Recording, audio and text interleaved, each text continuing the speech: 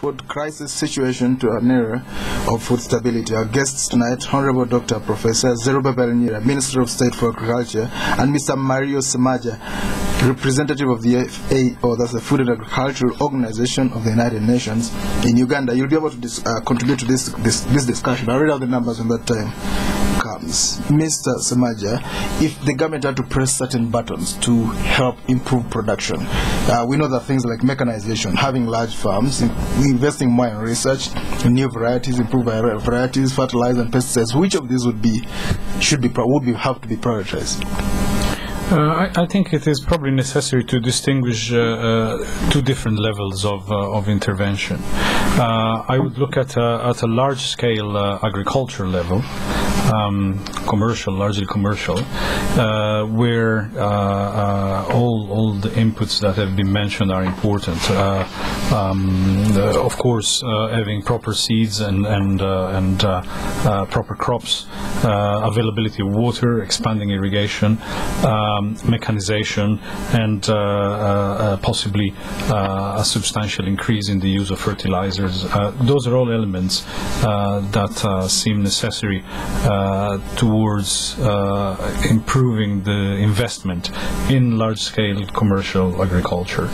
But as it was pointed out before, a vast percentage of the Uganda population is actually relying on smallholding agriculture or small family plots or subsistence agriculture. And there, I think, again, of course, the three elements that Honorable Nyiira mentioned before are crucial: the availability of water and seeds and the quality of the soil. But I would add there a very, very important element is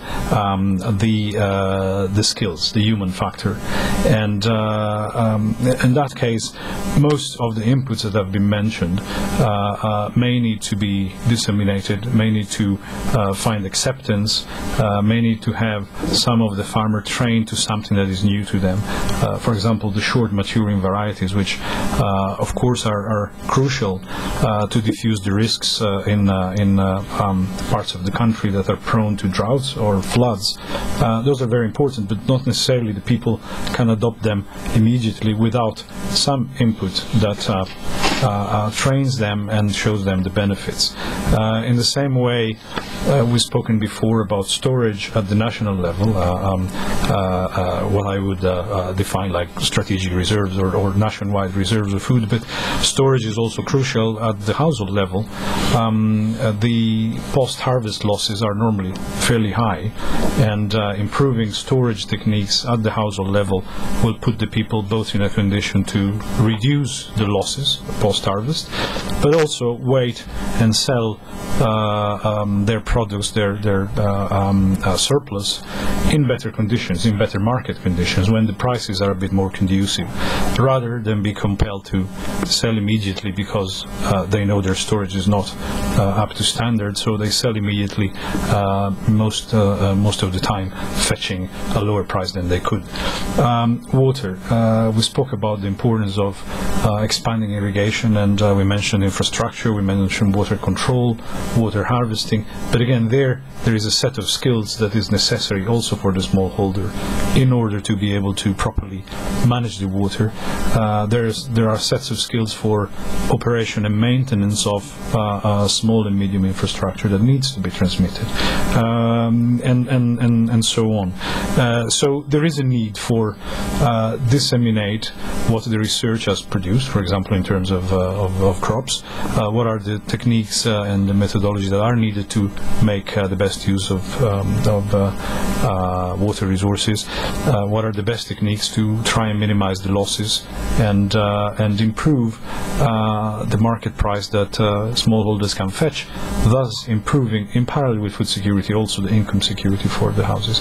So I would put a lot of emphasis for the smallholders also on the human capital and the importance of disseminating techniques and crops. You mentioned research. At the moment, you know that some research is being carried out on GM crops. Is that an area we should go into with open arms, or should we be cautious? Some people have said they could be dangerous.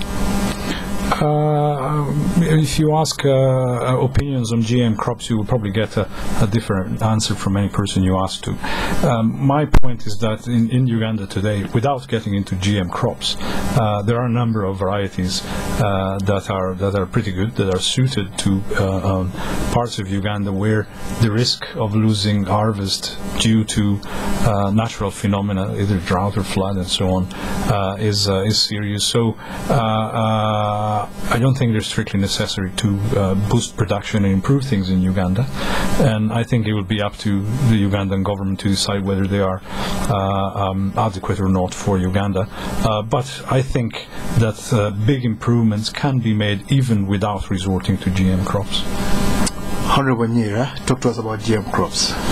Yeah, in fact, I think this is a subject that is very little understood. When you ask me, you tickle me as a technical person, I would think that it is because we don't understand what the implication of GM crops is, and therefore we look at only one small thing. Let me give an example of the usefulness of the GM crops. The tolerance to high levels of water, or the tolerance to drought. Yes. Now, they can withstand both extremes. Exactly. Now, under normal breeding, you can take roughly about 20 years or 30 years while you are actually selecting for these qualities, and the stabilization of those qualities becomes very difficult because you are only selecting. Right. But on the other hand, you can quicken this system, so that in fact when you are under pressure to find a quick variety that must be able to withstand tolerance, you have to introduce a gene. You have to introduce, I don't know what you call it a gene. Go on. Yes. You have to introduce this gene into a crop quickly for drought tolerance. To shortcut it. Instead of a 20-year period, you cut it to maybe 2 years. For instance, right now, we don't have a solution. To what? To a solution to drought resistance, and yet, using GM, we have varieties in East Africa that can tolerate, but they've gone through the GM, the GM genetic engineering. Exactly. Now we've been caught up with a total extreme end. We've been now breeding for drought tolerance, but all of a sudden now there is a lot of water and we have to find a solution quickly to this water. Now if you go under normal breeding, you will have to wait for 30 years to get one, but then you go to engineer this crop quickly to be water resistant, and therefore you can see the importance of genetic engineering to be able to catch up with the time. On the other hand, people look at genetic modified foods from the point of view only of quality, but they forget that there is also need for fortification. Introducing vitamins. Introducing, we have got about 5 types of the kind of food that our bodies need for nutrition. You are looking at things protein, carbohydrates, and so on. Exactly. Now you may need to put these ones through genetic engineering so that you go to them in your crop and you eat it. So when you eat maize, you eat everything. It's like for fortification, you get everything. Then there is another small thing that, for lack of a good word, I would say people don't seem to understand it. There is a lot of genetic engineered drugs. That's very true. For a long time. Exactly. Now, because people fear to die, they don't care taking a GM drug, but they fear to take a GM food. Now, what difference does it make? It's all the same. You've taken a GM engineered material. So in the long run, I think we have got to educate our people what a GM engineered material is, so that the people are educated and they discuss and take decisions from a more informed angle. So for me, GM is not all that bad, although we have to take care of the bad elements of GM. Very briefly, talk to us about those bad elements. They've spoken about the terminator technology. Well, plant the seeds on the bad elements could be that, in fact, you could use the GM for biological warfare. No, you see, biological warfare, because we don't understand it, and our people, I would say our countries have not advanced so much in the technology of biological warfare, so we wouldn't know. You can't even know what it is in there. But advanced countries, industrial countries, they have that technology, and therefore we have to avoid those. But on the other hand, we have to get the good elements of the GM engineered material. So we can create our own seeds from Kawanda and yes, we can. And do you think those would be safe? Yes, they can be safe. So what, for instance, banana, we have now in fact genetically engineered bananas which can actually be fortified with vitamins, with all these other materials. We test them, we see what is happening. Some of these international centers, like the International Institute of Tropical Agriculture in Nigeria, has been doing this for a long time. When I was the director of Kawanda Research Station, I was one of those people who actually encouraged our country to be able to take the advances of technology so that we are not left behind. And in the long run, actually technologies are very important. And I would want to also indicate that one of a number of the main objectives of the World Food Day, one of them is to promote the transfer of technology to achieve food security, so that we are able now to transfer these technologies through our extension service to our people, the small farmers. And that means, in fact, we have to make sure that our extension service in Uganda today, which apparently is dead, as it were. Yes, agriculture extension services. The extension service is almost dead. Right. So we have to revitalize, we have to revamp the agriculture extension service so that we are able to address the lack of knowledge, the lack of information for our small farmers. In order to advise the farmers, we need to educate them. And in order to educate them, we need to revitalize the extension service. And maybe with this opportunity, I should extension services are like policemen in the communities. When you have a problem, you call them, they come and look at your farm and they tell you, this is cassava mosaic, this is what you do. You don't even have to call them. They're supposed to go around. Yes, the extension service is supposed to go around and the police and they say, how are we doing with our crops? Not wait for advice. No. They're supposed and that is the difference. That is the difference between what is called the NADS today, the National Agricultural Advisory Service, which many people criticize. It was put there to advise farmers, but then to advise somebody must have some knowledge of what is going to be advised. So the foundation sometimes doesn't exist. But let me take this opportunity also, as I talk about this, on the issue of the contribution of youth in agriculture. Yes. Because this has got a connection. Very briefly, we'd like to hear from the listeners. That has got a connection because the youth are a resource. Yes. They are a potential resource for reducing the food insecurity. Yes. One, they are in numbers. Many of them are in rural areas. They are energetic. And they are energetic. And they are unemployed. Oh. Now, the agricultural sector is the only sector that can employ all these youth. Go back to the village. So we not even go back to the village. They are there.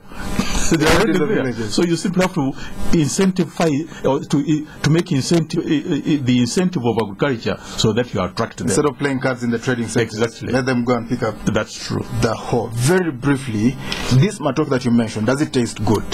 It depends on what you breed it for. Well, I've seen matoke, I've tasted it. It's really tasteless.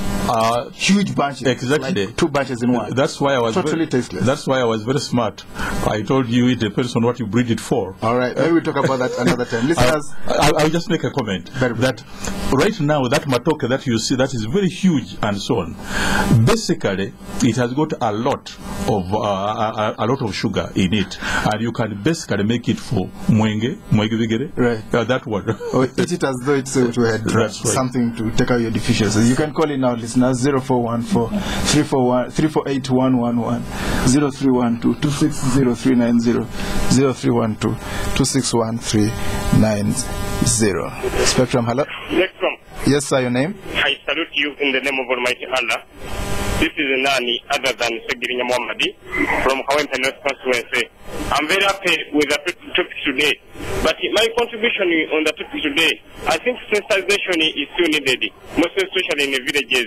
Because we find many youth, they are selling their father's properties like land, and come buying border in the city. So if we sensitize those youth in the village so that they can start growing crops or what, I think it can do better in order to increase the production of food all over the country. May God be with you. This is Segirinya Muhammadi. Spectrum, hello? Hello? Your name, sir? Hello? Hello? Hello? You're live on Spectrum. Your name, ma'am? My name is Barbara, and I want to thank you so much for this discussion.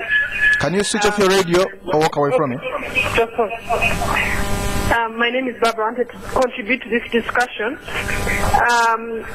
First of all, I want to thank the Minister for coming, and I want to thank him so much for his contribution on the role of the youth in agricultural development, because without the youth, we cannot increase agriculture development in this country. Secondly, I also want to briefly talk about transferring technology to farmers.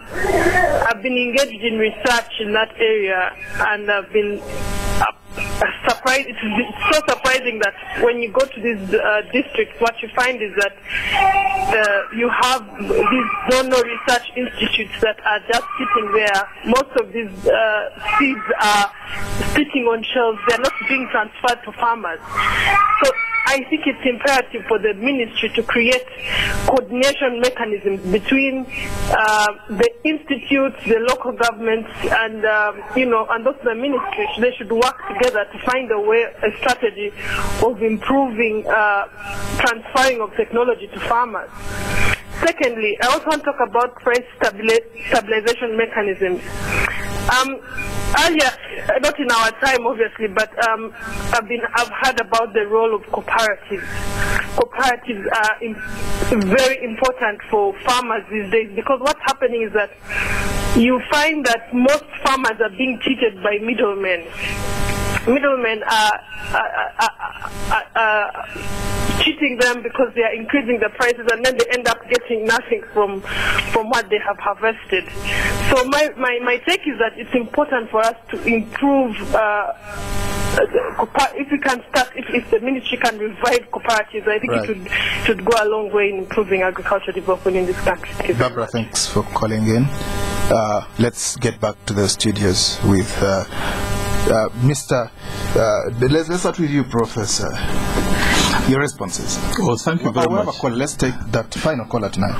Edmond, good evening. Good evening. Your name, my friend? Jim is the name. Thanks for hosting Professor Nyiira. Yes. Minister. The other day, the president was in Mujoro telling the president's concentrate on agriculture and not even think about oil. How much money does the government put into agriculture?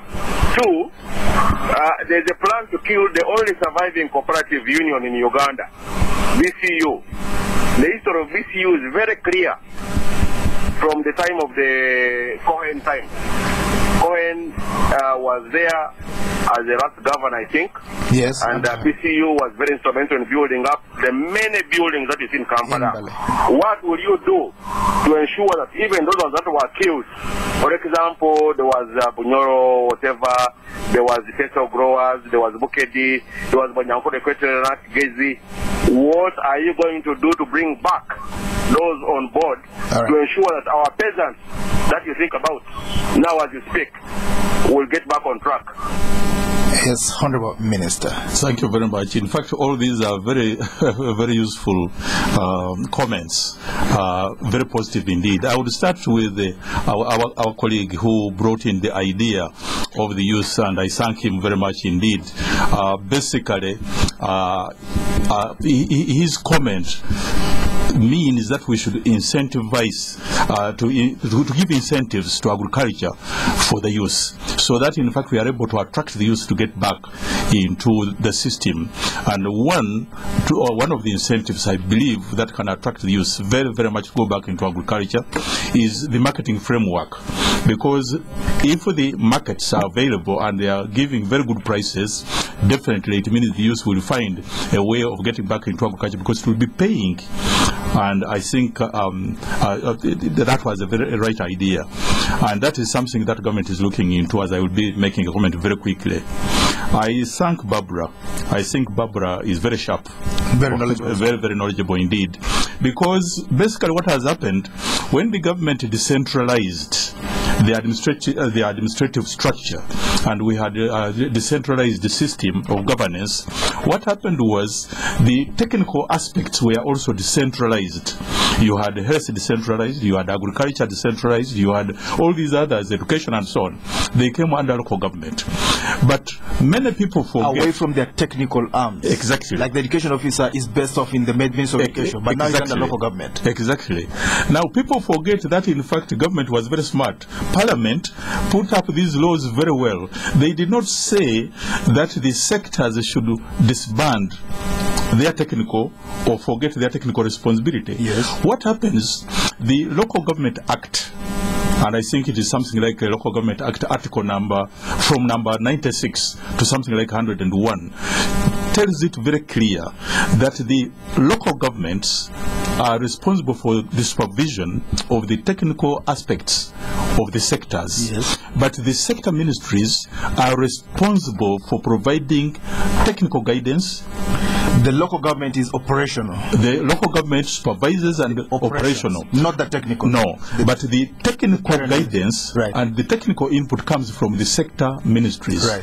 Therefore, the ministries, the Ministry of Agriculture is responsible for the extension workers down there. Exactly, extension workers and so on. And therefore, that means, in fact, that coordination, Barbara is very, very right, very correct, that there is a need to strengthen the cooperative movement. No, to strengthen the coordination mechanism, so that the local government and the ministries work together to ensure the extension service has got the right technical input to be able to improve agricultural production in the districts. And then she is also very right on the price stabilization mechanism, because the cooperatives, government already realized that this is very important. And that's why cooperatives, the cooperative element has been reintroduced.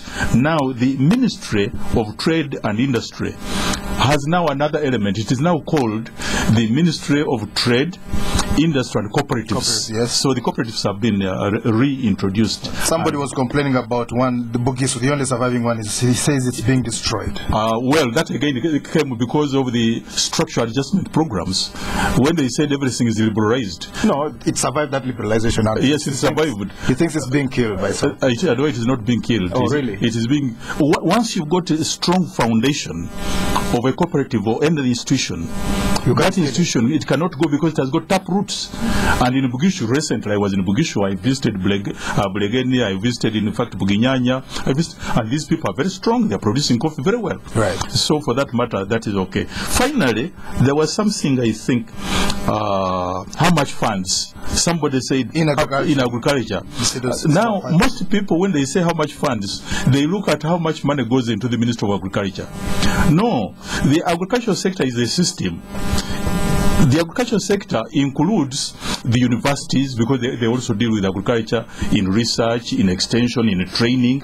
It also, that agricultural sector also includes the non-government organizations that are involved in agriculture. Right. It includes the international development agencies like FAO and so on and so on. It also includes the Ministry of Agriculture and other ministries that are already involved in agriculture. Now, when you look at the amount of money that goes into the agricultural sector of the universities, the NGOs and so on, you will find it is in trillions.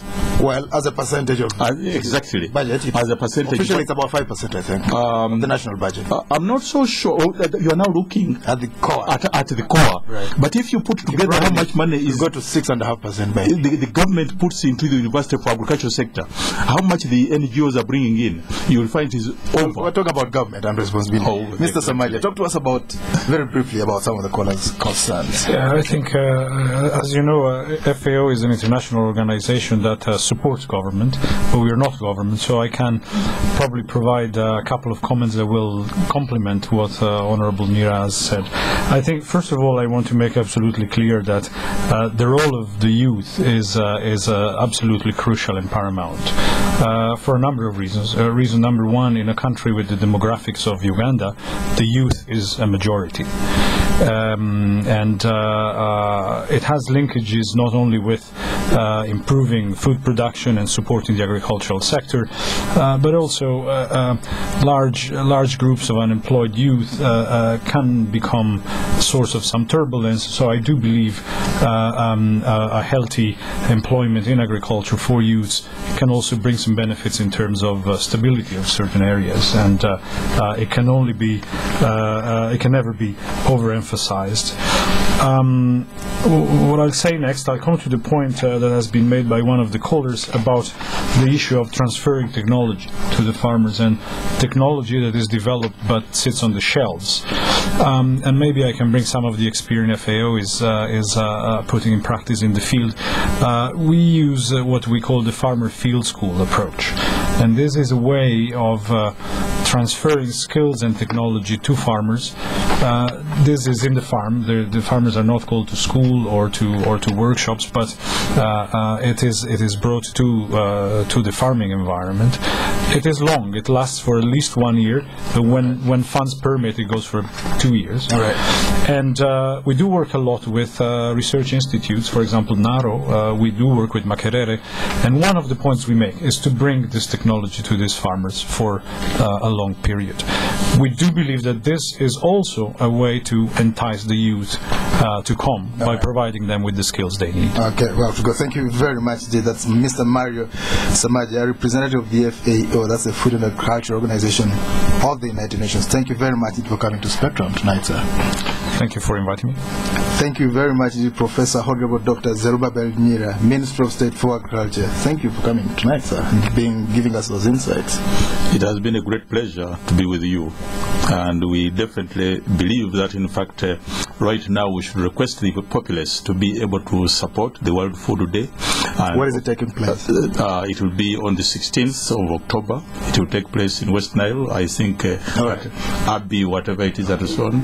And obviously, I would want also to thank very much the issue of the public that is requesting the government to consider the budget to be increased. I know it will go with the Maputo Declaration of 10%, and therefore, I'm so delighted to be today with you here. Thank you very much. Thank you for tuning in. I've been your host, Edmond. Spectrum will be back tomorrow. Up next is the news in the English language. Please stay tuned. Life is like a race. Richard switches on his BlackBerry and is off. He is sending free BlackBerries